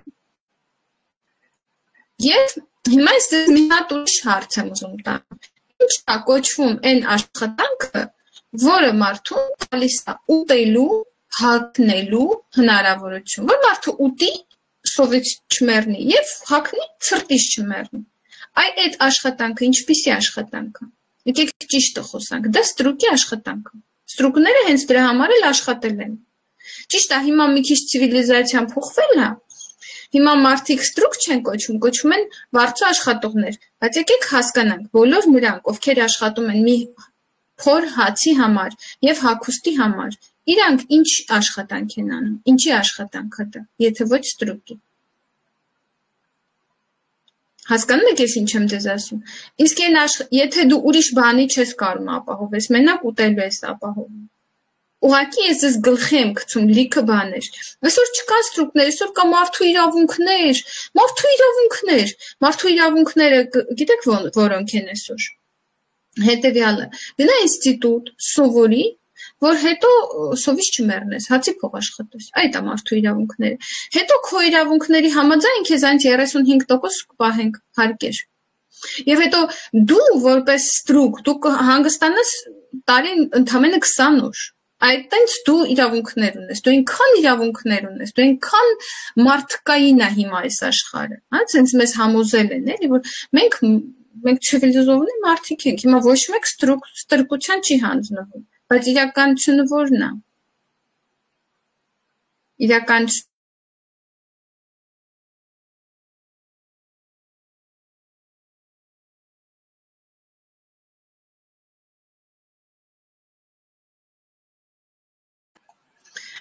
Так, ես ուզում եմ Գայանային հարցնել, Գայանե ջան, դու որ եկար այս բիզնես եւ ինձ թվում է այս հարցը շատ-շատերին է, երբ որ գալիս ես բիզնես, իմ մոտը տենց է եղել։ Ես դրա համար այս թեման շատ եմ կարևորում ու ես ուզում եմ, որ դուք լսեք։ Երբ որ դուք այս ամեն ինչը տեսաք ու հիմա ինձ լսեցիք, դուք հաստատ մտածեցիք, քնարիկը շատ խելացի է, ինքը 2 հատ դիպլոմ ունի։ Ինքը 16 մի անգամ էս վերջերս մի կին ասեց, այնքան անկեղծ կին է, ինքը ոնց որ ստեղել է հիմա։ Ասես, «Տեն դու ինժեներ ես եղել, դու էկոնոմիստ ես եղել, այդքան աշխատել, ես աշխատանքային փորձ չունեմ, ես չեմ կարա քո նման»։ իրոք երբ որ գալիս ես բիզնես, կան մարդիկ, ովքեր մտածում են, ես չեմ կարող, կան մարդիկ, ովքեր իմ նման, մի քիչ ինքնավստահ, ասում են, ես ստող ամեն ինչ գիտեմ, ես ամեն ինչ կարեմ, բայց հետո ես շատ արագ հասկացա, որ ես մենակս ու այս խելքով իմ ոչ մի բան չիմանալով այս բիզնեսի մասին, ես ոչինչ էլ չի կարա։ Բայց կա մի բան, որ դուք եթե հիմա ուշադիր լսեք գանեին, կհասկանաք, որ ստեղ գտնվող լյուբոյ մարդ կարա, որովհետև կասի Գանեն։ Խնդրեմ Գանե ջան։ Այո, Քնար ջան, լյուբոյ մարդ, անկախ տարիքից, անկախ դիպլոմից, կրթությունից, բոլորն էլ կարող են։ Ուղղակի, սենց մի հատ բան կա, 1000 տեսակի մարդկանց հետ ենք, չէ, առնչվում, կան մարդիկ, ովքեր գալիս են, դե օրինակ բժիշկ են ու մտածում են իրանք այս ոլորտում էլ կարան շատ ուժեղ զարգանան, որովհետև իրանք դե բժիշկ են, կրթություն ունեն, բայց գալիս են ու բախվում են մի հատ սենց պատի ու ասում են դե ստորպես իմը չէր, ես չեմ կարա։ Իրականում ոչ թե չես կարա, այլ ուղղակի պետք է ճիշտ աշխատես, ճիշտ մարդու հետ, որ ասում է, ու այդ ճիշտ մարդը դա ձեր նաստավնիկն է։ Ինչքան էլ դուք խելացի լինեք, ինչքան էլ կրթված լինեք, 100 հատ դիպլոմ էլ ունենաք, դա կապ չունի, դուք մասնագետ եք ձեր մյուս ոլորտում, որտեղ դիպլոմավոր եք, որտեղ դիպլոմ եք ստացել, բայց ցանցային բիզնեսում զարգանում են միայն այն մարդիկ, ովքեր ունեն հովանավոր։ Պատկերացրեք մի հատ սենց բան, հա, դուք գրանցված լինեք անմիջապես ֆիրմայի անվան տակ, ոնց կլներ ձեր վերջը։ Դուք ոնց կարայիք առաջ գնայիք։ Ես այնքան ուրախ եմ, ճիշտ է, հիմա իմ նաստավնիկը անմիջական Քնարիկն է, բայց երբ որ ես նոր եմ եկել բիզնես, ես ունեի 3 նաստավնիկ։ Նաստավնիկով գրանցել էր, հետո նաստավնիկի նաստավնիկ, հետո նոր Քնարիկներ ու ես ուրախանում էի այդ փաստից, որովհետև ես 3-ից էլ սովորելու բան ունեի։ Որովհետև այդ 3 անձնավորություններն էլ ինձ տալիս էին գիտելիք, օգնություն, աշխատանքային փորձ, իրենց փորձով էին կիսվում, հա, ու էդի ամենամեծ բանն է, որովհետև առանց նաստավնիկի այս ճանապարհը քայլել ոչ թե հնարավոր չի, այլ դժվար է առանց նաստավնիկի։ Ինչ որտեղ նաև հնարավոր էլ չի։ Ինչու՞։ Երբ որ դու բախվում ես ինչ-որ խնդիրների, հասարակ վերցնենք մերժումների, եթե ես ինքս չզանգեի Քնարիկին ու Քնարիկը ինձ այդ թափեցնող նախադասությունները չասեր, որպես հովանավոր ես երևի այսօր այս բիզնեսում չէի լինի։ Ինչքան խնդիրներ կան, ինչքան մտքեր կան, չբարձաբանված, ինչքան հարցեր կա կուտակված, բոլոր այդ հարցերի պատասխանները պետք է տա ձեզ միայն ու միայն նաստավնիկը։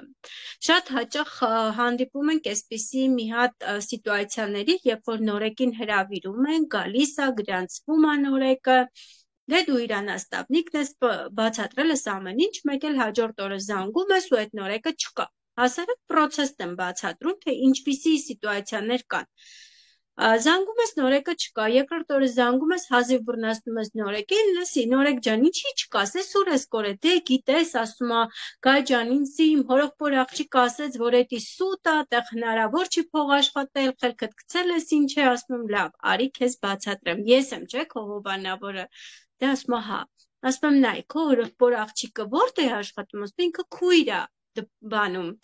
դպրոցում քույր է աշխատում։ Ասում նայ, ինքը այդ ասպարեզից ինչ-որ բան քեզ կարա ասի, որպես բժշկուհու քույր, հա, որպես այդ ոլորտի աշխատող, բայց ինքը ցանցային բիզնեսում չկա, ինքը չի կարա այդ ամեն ինչը քեզ 100%-ով ասի, որ այս բիզնեսն աշխատում է, թե չէ, այստեղ կարա այն մարդն ասի, իրոք, այստեղ փող է աշխատում, ով այստեղ արդեն քո հովանավորն է, ով քո ձեռքը բռնած քեզ տանելու է առաջ։ Նաստավնիկի դերը անչափ կարևոր է, անչափ։ Ինչ եք առհասարակ ստանում նաստավնիկներից։ Եվ ես եմ նաստավնիկ, եւ Քնարիկն է նաստավնիկ, եւ դուք եք նաստավնիկ համարվում։ Երբ որ դու մարդուն բերում ես բիզնես, դու արդեն պատասխանատու ես նրա առջև, որովհետեւ դու բերել ես այդ մարդուն, խոստացել ես, չէ՞, որ այստեղ դու կարաս առաջ գնաս, դու պետքա այս անես, այն անես, այն անես, ու գալիս է հետեւաբար համակարգված աշխատանք։ Դու որպես հովանավոր տալիս ես քո նոր խորհրդատուին ուսուցում, ամենակարևոր բանը, հենց այն կաբինետ մտնելուց սկսած, աղջիկներ ջան, առանց հովանավորի ոնց պետքա մտնեի կաբինետ ես։ Ես մեկ-մեկ մտածում եմ, առանց այդ մարդկանց, ես ոնց կարայի այսքան բանը սովորեի։ Այն գիտելիքները ինչը որ կա, դա իմ հովանավորների շնորհքն է, իրենց տված գիտելիքներն է, որը այսօր հարթել է իմ ճանապարհը դեպի իմ ստատուս ու հաջողություն, հա։ Առանց հովանավորի հնարավոր չի։ Հովանավորներին, քնարը միշտ ասում է, հովանավորներին պետք է աշխատացնել։ Այո, հովանավորներին պետք է աշխատացնել։ Ռուսները մի հատ լավ խոսք ունեն, ասում են наставник достается тому, кто достает наставника։ Ով որ շատ է nastavnikin դյորգից անում, դե արի ուր ես, հարցերա տալիս եւ այլն, հենց nastavnikն էլ այդ մարդու հետ աշխատում է, ամենաակտիվներին, որովհետեւ եթե դու մտնում ես chat, տեսնում ես ինչ որ մեկ ակտիվ է, հարցեր է տալիս, չէ, դու արդեն տեսնում ես այդ մարդուն ապագան որպես քեզ գործընկեր, տեսնում ես հետաքրքրված աշխատում է, ակտիվ է, ինքնաբերաբար դու էլ սկսում ես այդ մարդու հետ աշխատել, որպես հովանավոր սկսում ես զանգել, հետաքրքրվել, խորհուրդներ տալ։ Իսկ պատկերացրեք հակառակ process-ը, երբ որ դու մտել ես, ոչինչ չես անում, մի կողմ քաշված ես, լիքը հարցեր կա քո մեջ կուտակված, ու հարցերի պատասխանը չգիտես որտեղից պեղես, որտեղից գտես, դու ամաչում ես զանգես nastavnik-ին։ Ինչա կատարվում։ Կատարվում է դեմոտիվացիա։ Քո մոտիվացիան իջնում է, այդ մտածածին ամոթ կոչեցյալ քեզ խանգարում է, պատնեշ ստեղծում քո ու քո nastavnik-ի միջև, որ դու քայլ անես։ Քայլ դեպի քո հաջողությունը, քայլ դեպի քո nastavnik-ը, քայլ դեպի քո բիզնես վերջի վերջո։ Եվ կամած քո մեջ մարում է մոտիվացիան ու դու արդեն էլ ցանկություն չի առաջանում, որ դու անես այս բիզնեսը, բայց խելացի մարդիկ, եթե ունենում են հարցեր, տալիս են nastavnik-ին։ Nastavnik-ի ուսը նրա համար է, որ գլուխը դնես, լացես, բողոքվես, ինչքան հարցեր ունես, nastavnik-իդ ուղես։ Ես միշտ ասում եմ, nastavnik-ը այս բիզնեսում ոնց որ մայր, ոնց է մայրը հոգատար, չէ՞, իր երեխեքի հանդեպ, նույնը բիզնեսում nastavnik-ն է։ Ասում եմ, հասարակ մի բան, աղջիկներ, այն կաբինետից սկսած ուսումնասիրությունը, ապրանքատեսական ուսումնասիրությունը, առաջին պատվեր հավաքելը, այն որ քո ձեռքից բռնում է, սովորացնում է, քեզ սովորացնում է պրեզենտացիան, չէ՞, զանգ եք անում, եռազանգի միջոցով սովորում եք, nastavnik-ը խոսում է, դուք լսում եք, sense համակ ուշադրությամբ լսում եք, ոնց է խոսում nastavnik-ը, ինքը սուպեր է, բայց իրականում ոչ ոք սուպեր չի այստեղ, ուղղակի դա փորձի ավելցուկն է, որ ձեր մոտ քիչ է, իր մոտ շատ է։ Իսկ nastavnik-ն ինչի է եռազանգանում, անում է, որ դուք լսեք, սովորեք, վերցնեք։ Խելացի մարդիկ ասում են, ուրիշի փորձի վրա են, չէ՞, ավելի շատ սովորում, ուրիշների սխալների վրա են սովորում, իրենք չեն բախվում այդ սխալներին, որովհետև տեսնում են, հա, քնարիկը ժամանակին այս խնդիրն ունեցել է, ես իր ճանապարհով գնամ, որ ես չբախվեմ այդ խնդրի հետ, ավելի լավ է այսպես անել, ոնց որ nastavnik-ն է ասում։ Իրականում աղջիկներ ջան, nastavnik-ը ամենաշահագրգռված մարդն է, որ դուք այս բիզնեսում հասնեք հաջողության։ Երևի թե ձեզանից ավելի շատ է շահագրգռված nastavnik-ը։ Ես այսօր զանգեր եմ անում իմ նորեկներին, զանգում եմ, ասում եմ, Աննա ջան, այսօր ես ինչի ես քնել, արի շուտ արա, տեսնենք ինչ ենք անում, ռեկրուտինգ անենք եւ այլն, ինձ ասում է, գայ դու ինձանից ավելի շատ ես ոգևորված, ասում եմ, հա, դու պիտի փող աշխատես, արի, երիք այդ դպրոցում գնաս, ծիծաղում է։ Ինչ եմ ուզում ասեմ, երեխեք ջան, եթե դուք ձեր nastavnik-ի հետ պարզ չեղաք, չի ստացվի այս բիզնեսը, դուք պետք է մաքսիմալ ընկերական լինեք, պարզ, բաց լինեք եւ nastavnik-ը ձեր հանդեպ։ Բոլոր nastavnik-ներն են պարզ, անմիջական, ընկերական, բայց դուք էլ պետք է բաց լինեք։ Nastavnik-ը օրը 24 ժամ հասանելի է բոլորի համար։ Կապ չունի։ Տատիկս մի լավ խոսք ուներ, ասում էր, որ մատդ կտրես, որ արուն չգա։ Չկա, չէ՞ այդպիսի բան։ Մենք մեր բոլոր նորեկների մասին մտածում ենք, որովհետև իրանց սիրում ենք, իրանց տեսնում ենք մեր գործընկերոջ կերպարում, որի հետ բեմ ենք բարձրանալու, իրար հետ երազնում ենք, իրար հետ նպատակներ ենք դնում, ու nastavnik-ը այն մարդն է, որ այսպես պիտի ամուր բռնի ձեր ձեռքը ու բռնում է ու տանում է առաջ, միայն թե այդ քայլը դուք պետք է անեք։ Դուք պետք է անեք ու օգնեք ձեր նաստավնիկին, որ ինքն էլ օգնի ձեզ, աղջիկներ ջան։ Գնահատեք ձեր նաստավնիկներին, սիրեք, հարգեք ձեր նաստավնիկներին, դա շատ կարևոր է։ Պետք է սեր տակ, սերել կստանաք եմ, որ ասում եմ։ Ուզում եմ նաև հիշացնել ձեզ, որ շատ կուզենայի բոլորիդ տեսնել, ովքեր քնարիկի թիմից են, ու քնարիկը ձեզանից հեռու է, որպես հովանավոր, ամսի 22-ին ես իր տեղը կզբաղեցնեմ, որ ասում մարտի 22-ին խի սեպտեմբեր, բայց մտքի սեպտեմբեր եկավ միանգամից։ Մարտի 22-ին շատ մեծ սեմինար է լինելու, տոմսերը գնեք, ովքեր որ չեք հասցրել, մեզ հյուր ա գալիս Նատալիա Ժուկը, ազգային տնօրեն, ով այսօր ցանցային բիզնեսում շատ արագ աճում է, մասնագետ է ու իրան ամեն տեղից հյուր են կանչում ու շնորհակալություն մեր ընկերությանը, Իրինային, մեր ղեկավար, ով նախաձեռնել է այդ հանդիպումը ու մեր հյուրը ամսի 22-ին լինելու է Երևանում ու մեր բոլորի համար անցկացնելու տրեյնինգ։ Ու ձեզ բոլորիդ հորդորում եմ բաց չթողնել այդ սեմինարը, որովհետև հենց այդ սեմինարի ժամանակ դուք կլսեք շատ գաղտնիքներ կարելի ասել, հաջողության տանող ճանապարհի այն արգելքները ոնց հաղթահարեք, ոնց աշխատեք սոցիալական կայքերում, ինչ սիստեմա է ինքը ձեզ առաջարկելու։ Ու միշտ հիշեք մի բան, որ տնօրենները ծնվում են սեմինարների ժամանակ ու կապ չունի, որ քնարիկը Գերմանիայում է, դուք Հայաստանում եք, բոլորովին կապ չունի, դուք ձեր նպատակների համար եկեք, ես քնարիկի տեղը կզբաղեցնեմ, արխային եղեք աղջիկներ ջան, ես այնտեղ եմ, ձեզ ոնց պետքա կընդունեմ, կճանապարհեմ, նենց որ անպայման պարտադիր համեցեք, եկեք, տեսեք, շփվեք, կենթանի շփումը դա արդեն լրիվ ուրիշ մոտիվացիա է տալիս։ Երբ որ ես առաջին անգամ գնացի սեմինար, ու միշտ դրա մասին պատմում եմ, ասում եմ, միջև այդ էկրանից այս կողմ էի տեսնում քնարիկին ու իմ համար ոնց որ ինքը, չգիտեմ, ոնց է կինոյի դերասաններն են, չես նայում ես անհասանելի ինչ որ մեկն է թվում քեզ, բայց երբ որ գնացի սեմինար առաջի անգամ օֆիսում ու քնարիկին տեսա, այնքան նուրբ, այնքան,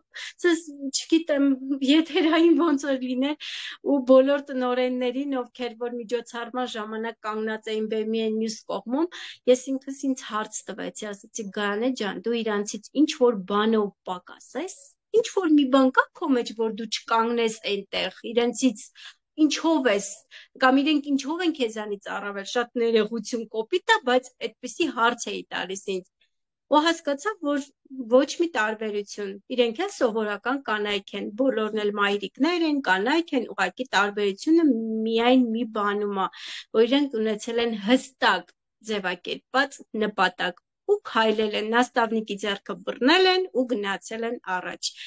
Եվ ես էլ որոշեցի այդպես անել, ուղիղ 1 տարի հետո քնարիկի կողքին կանգնած էի որպես տնօրեն։ Ու դա իր շնորհքն է, որտեղ ինքը որպես հովանավոր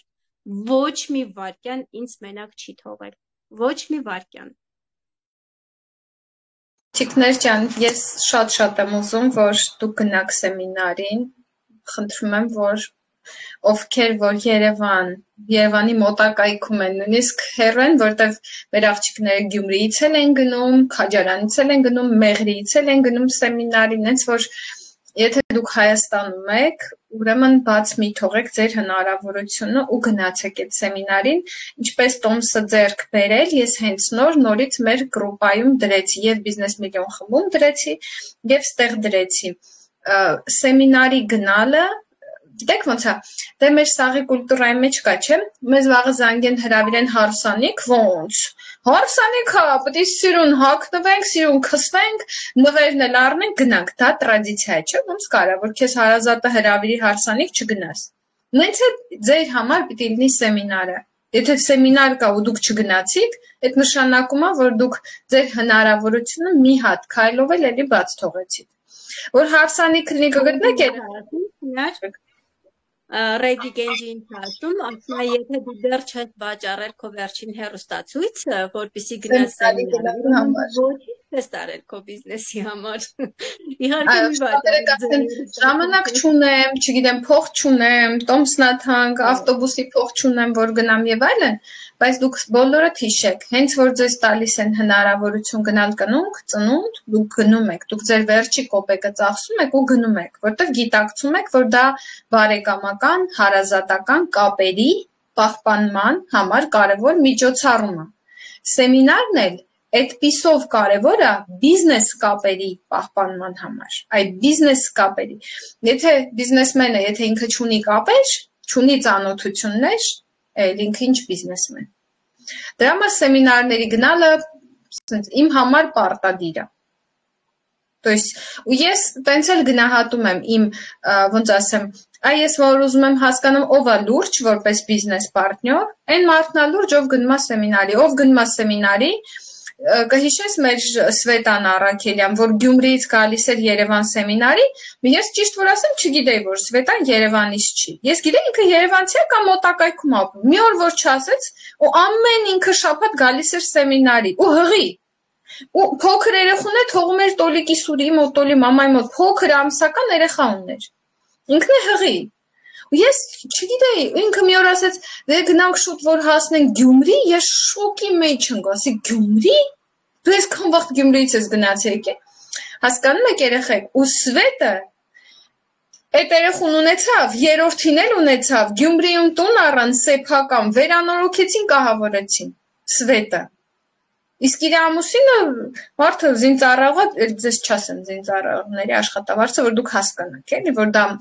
տղամարդու համար ինչ ծանր բեռ կրներ տուն ստեղծել, կահավորել եւ այլն, եթե Սվետի աշխատանքը չլիներ։ Ու ինքը 3 երեխաների հետ, որտեվ ինքը ամեն սեմինարին գնում էր։ Ու ինքը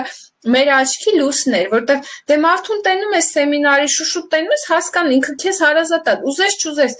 Դրա համար դուք փորձեք ակտիվ լինել ամենտեղ, եւ նաստավնիկի հետ շփման մեջ ակտիվ եղեք, եւ չաթում ակտիվ եղեք,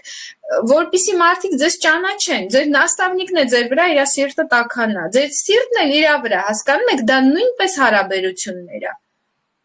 Եթե ունեք հորքուրի աղջիկ, չէ, ուզում եք գնաք իր հարսանիքին, որ իր հետ հարաբերությունները, կապերը չկտրեք։ Նենց էլ բիզնեսում է։ Դու պիտի մասնակցես միջոցառումների,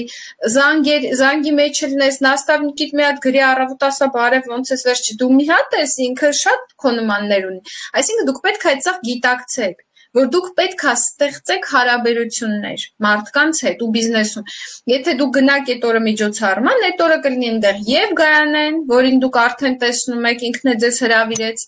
այնտեղ կլինեն մեր պրոյեկտի մյուս տնօրենները, որոնց դուք ինտերնետով եք տեսնում, վիդեոներով եք տեսնում, գնացեք, այնտեղ շփվեք, հարցեր տվեք, տեսեք, որ իրանք իրական ու ձեր նման մարդիկ են։ Շատ Դեկտեմբերի միջոցառմանը իմ աղջիկներից մեկը, ում դու շատ լավ ճանաչում ես, Նազիկը Մարգարյան, Գերմանիայից եկել էր Հայաստան, զուտ նրա համար, որ մասնակցեր միջոցառմանը դեկտեմբերի։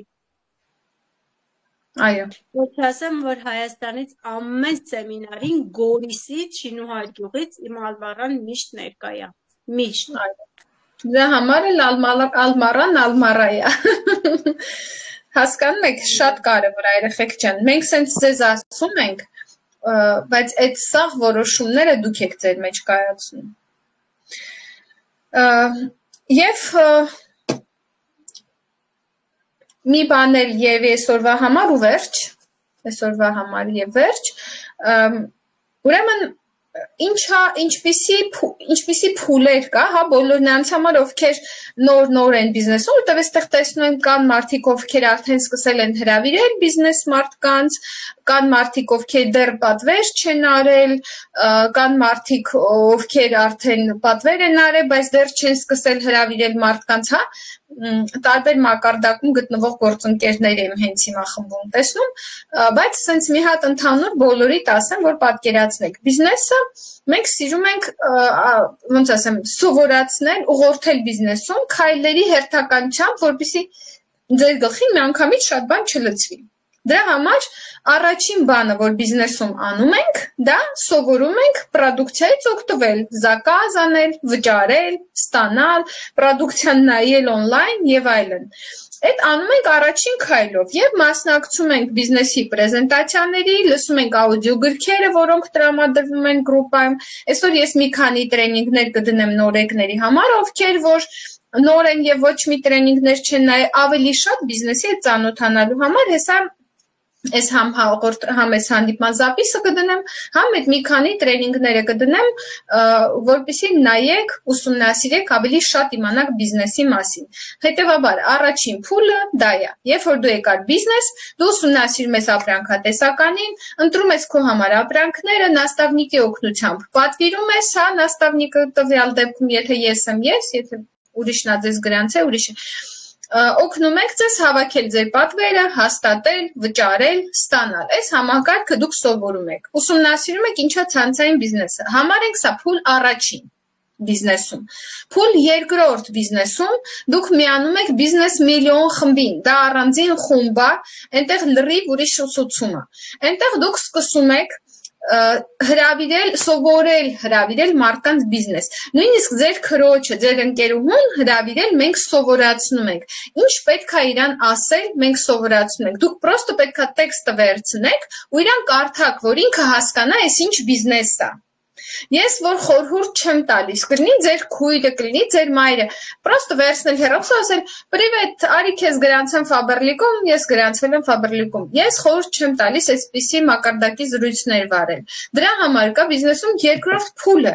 երբ որ դու սովորում ես ինչպես մարդուն ներկայացնել քո բիզնեսի գաղափարը։ Եվ դա մենք սովորում ենք։ Ձեզանից շատ-շատերը արդեն այդ փուլի վրա են, արդեն ստացել են առաջադրանք, ստացել են տեքստը, բիզնես միլիոն խմբում կան, ունեն բիզնես առաջարկի տեքստը։ Խնդրում եմ մի ուշացրեք, վերցրեք, կարդացեք, սովորեք, ձայնագրեք, ուղարկեք ինձ, որ ես վստահ լինեմ, որ դուք դա լավ կարողանում եք արտաբերել, արտասանել, ես սպասում եմ ձեր ձայնագրություններին։ Ովքեր որ արդեն ձայնագրությունները արել են, ովքեր որ ունեն բիզնես առաջարկը, իրանք կարող են պատմել մարդուն այս բիզնեսի մասին, դոյա, ուրեմն դուք արդեն պետք է ուսումնասիրեք ռեկրուտինգի հիմունքները։ Այսինքն ինչ է նշանակում ռեկրուտինգի հիմունքները, այսինքն որտեղից գտնել այդ մարդկանց։ Օրինակ ինչպես աշխատել ինտերնետում, ինչպես աշխատել YouTube-ում, ինչպես աշխատել Facebook-ում, ինչպես աշխատել TikTok-ում, ինչպես աշխատել Instagram-ում, ինչպես վիդեո անել, ինչպես վիդեոն մոնտաժ անել, ինչպես տեղադրել աշխատանքի հայտարարություններ, որտեղից գտնել մարդկանց ինտերնետում եւ իրանց հետ ծանոթանալ, ինչպիսի նամակ գրել, ինչպիսի զանգեր անել, սաղ դրանց ուսուցումները բիզնես միլիոն խմբում դրված են պապկաների մեջ։ Մի սպասեք, որ ձեզ մեկը ասի, գնա Facebook-ում աշխատել սովորի։ Գնացեք, բացեք Facebook-ի պապկան, եթե արդեն ունեք բիզնես առաջարկ, ովքեր չունեն, չէ։ Ովքեր արդեն բիզնես առաջարկը ունեն, գնացեք բացեք Facebook-ի պապկան, սովորեք Facebook-ում աշխատել, բացեք TikTok-ի պապկան, սովորեք TikTok-ում աշխատել, բացեք ուսուցումները, նայեք ուսուցումները ու շարժվեք առաջ։ Ստեղծեք ձեր համար ընթացք բիզնեսում։ Ձեր ժամանակը տրամադրեք ձեր բիզնեսին, որպեսզի ձեր բիզնեսն էլ ձեզ շնորհակալ լինի մի օրնենց, ոնց որ մեզ, ու դուք էլ կարողանաք դառնալ հովանավոր հետագայում մյուս մարդկանց համար։ Ովքեր որ արդեն պատվեր են արել, բայց ինչ որ պատճառով բիզնես միլիոն խմբում չկան, անպայման ինձ տեղեկացրեք, որպեսզի ես ստուգեմ ձեր կարգավիճակը եւ ձեզ միացնեմ խմբին։ Այսօր այսքանը, խնդրեմ դուք ունեք մի քանի րոպե հնարավորություն, եթե ունեք հարցեր, կարող եք գանային տալ, կարող եք նաև գրել չաթում ձեր հարցերը, մի քանի րոպե, շատ չէ, որովհետև գանային հոգնած, այն քեսօր էլի ա ուսուցում ունեցել, միջև այստեղ գալը։ Բարի երեկո բոլորին, Քնար ջան, քանի որ խմբի միանալու համար ասեցիր, աղջիկներից 4 հոգի իմ խմբից հայտը տվել են, բայց չեք ընդունել, արել են 80 բալը ներեք, որ խնդրեմ կնայեք, կստուգեք։ Հա, տեսել եմ, որ այսօր դիմորդներ կային, էլի բիզնես միլիոն խմբում, անպայման կստուգեմ, կմիացնեմ, խոստանում եմ, այսօր միջև չանեմ, չքնեմ։ Ապրես Քնար ջան։ Սիրո, Հերմինեն կարծում է, որ ես պատասխանում եմ իր մտքում կուտակված բոլոր հարցերին։ Հերմինե ջան, ասեմ քեզ ճշմարտությունը, իրականում ես գուշակ եմ։ Այդ կատակա։ Ու իրականում ես գիտեմ, թե ձեր մտքում ինչ մտքեր են պատտվում, որտեղ այդ բոլոր մտքերը իմ մտքով անցել են։ Այսինքն բոլոր դժվարությունները, բոլոր կասկածները, որոնք դուք ունեցել եք ձեր մեջ, մենք բոլորս ունեցել ենք, որ եկել ենք բիզնես։ Բոլորս, այդպես մարդ չկա, որ այդ դժվարությունը չի ունեցել, ինչը որ դուք ունեք այսօր։ Դրա համար էլ մենք մոտավոր գիտենք ինչի մասի պետք է խոսանք, փորձում ենք ձեզ չտված հարցերին էլ մեր հանդիպումներով պատասխանել։ Դրա համար ես անհետք սպասում եմ մեր հանդիպումների։ Շատ շնորհակալություն ձեզ բոլորիդ։ Բոլորին շնորհակալություն։ Ապրեք։ Այո, մեր Գայանեն հրաշքա, Գայանե ջան, անչափ շնորհակալություն ձեր ժամանակի համար։ Մենք շնորհակալ ենք ի սրտե, որ այս գիշերվա կեսին մեր հետ եք։ Ամենայն բարիք, Աստված քո սրտով քեզ տա, որ դու կիսվում ես, չնայած դու շատ մարդկանց համար ստեղ հովանավոր չես, բայց քո YouTube-ի ալիքին հետևելն է մի մեծ գանձարան է, քո YouTube-ի ալիքը։ Ես ես խորհուրդ եմ տալիս հետևել Գայանեի գործունեության նաև YouTube-ում։ Ինքը շատ լավ սեմինարներ ունի, շատ լավ վիդեոդասեր ունի YouTube-ում։ Եվ շատ օգտակար մարդ է, եւ գիտեք, ով որ բաց է այս կյանքում ինքը տենց է ստանում, ով տալիս է ինքը տենց է ստանում։ Անչափ շնորհակալություն Գայանե ջան։ Սիրով, ես էլ ձեզ եմ շնորհակալ բոլորիդ էլ, Քնար ջան, քեզ էլ սիրելիս, որ հրավիրեցիր,